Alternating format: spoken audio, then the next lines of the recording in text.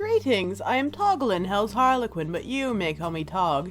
Today, let's look over a little article that I found while perusing the interwebs, shall we? Of course, there's engaging with alt-right trolls, and then there's dating one. But lest we overlook the danger of engaging with trolls to any degree, a cautionary tale from YouTube is currently provoking discussion and disappointment online. Oh, what could be so scandalous? With 1.5 million followers, Laci Green is the most popular feminist on YouTube. Last year, Time dubbed her one of the most influential people on the internet. She is currently using that influence to entertain the alt-right. Oh my. Yes, because everyone who is an anti-feminist is an alt-right troll. So evil. In May, Green posted a video in which she discussed taking the red pill, in the sense that men's rights activists and other alt-right groups have appropriated it to mean waking up to the reality that feminism is a destructive cultural force. Green discussed what she viewed as her nebulous status as a social justice warrior, an SJW, a derogatory term the alt-right has applied to feminists and progressives, which has become common parlance in ideological internet debates. Green took issues with what she claimed is the idea in social justice communities that bigoted ideas, this harmful speech, should be suppressed, arguing that this viewpoint was akin to conservative censorship of feminist ideas, and that a slur isn't as violent as punching someone in the face. Now here's where it gets kind of interesting, ladies and gentlemen. This is when they really begin cannibalizing her. It's nothing against Laci Green. It is nice to see people changing their viewpoints, although I do not regret any of the videos I made of her in the past.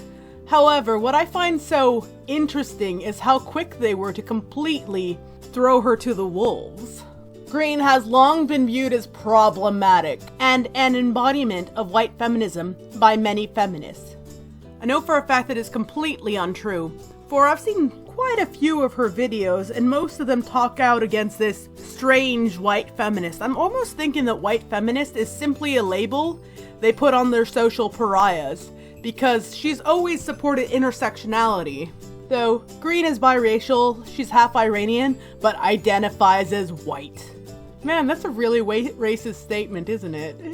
And her video, along with subsequent videos, which is attempted a dialogue with the alt-right YouTubers, provoked vehement reactions among feminists, as well as considerable confusion. But then she went further. On June 5th, she confirmed that she was dating a controversial anti-SJW vlogger, Chris Reagan. Well, he was quite charming. I don't blame her. Don't date alt-right, don't date Gamergate, don't date white supremacists, no, not even if you like them. In their words, fuck your feelings.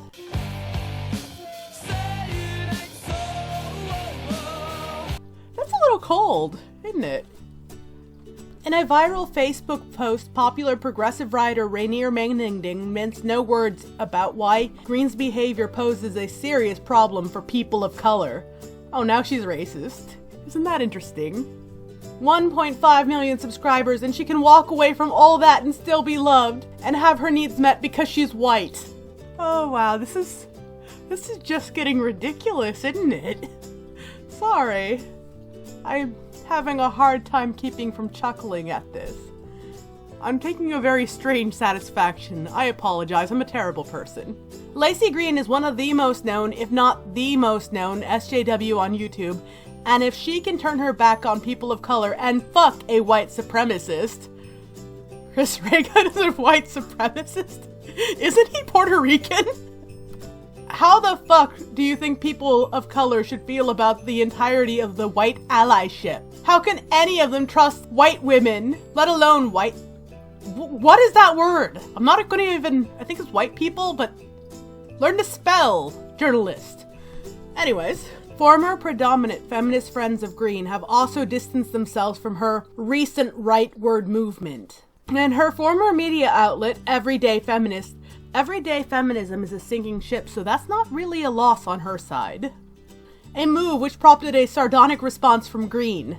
All in all, Green is probably the classic example of a feminist whose feminism was never grounded in a deep commitment to the principles behind social justice. Because her articulations of the basic feminism was simple and neat, her platform was more palatable to mainstream liberals and casual progressives than, say, someone like Roxanne Gray. But that ultimately seems to have made Laci Green more susceptible to having her worldview dismantled through engaging with right-wing YouTubers. Never engage with the enemy. And never sleep with the enemy.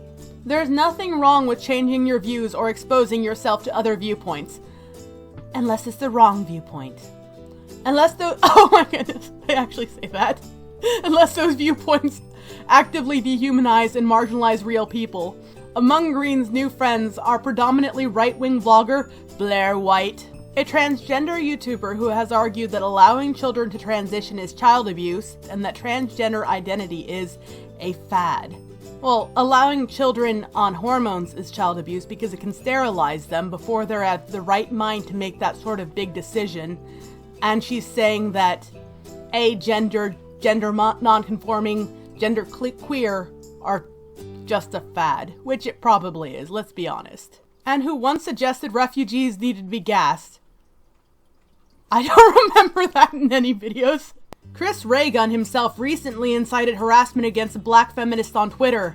Well, that's pretty easy to do. There's a lot of very special snowflakes on Twitter. And defended YouTuber PewDiePie's controversial Death to All Jews video. Yeah, that's because it was a joke.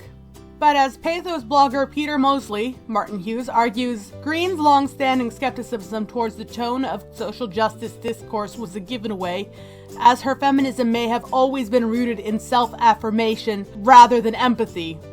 I thought feminism was supposed to be like power to the ladies, self-empowerment, but apparently not. Laci Green's practice of apologizing in order to make herself look better instead of doing it to empathize with other people and acknowledge a deepening understanding of their pain seems to have been going on for a while, he writes. Does this mean he can read her mind? Mosley adds that Laci Green's burnout is a lesson to the rest of us who are representing social justice causes that include marginalized groups we are not a part of. If it's about you, you will burn out. Like Laci Green, if you forget the most important rule when it comes to ensuring social justice for other members of marginalized groups, it isn't about you. Plus, it's kind of sad for everyone. Wow. Oh, I think this is one of the meanest anti-Laci Green articles I've ever read, and it's not from our side. That's interesting. I know this video is mostly just me reading an article, but I got such a kick out of it. I hope you did too, and plus, you got to hear it in my sexy voice. Well, it's not so sexy today. I have a cold. It's been a little stuffed up. Whoever knew that demons could get colds, right? Well, let me know what you think in the comments down below, and I wish all of you a pleasant rest of your day.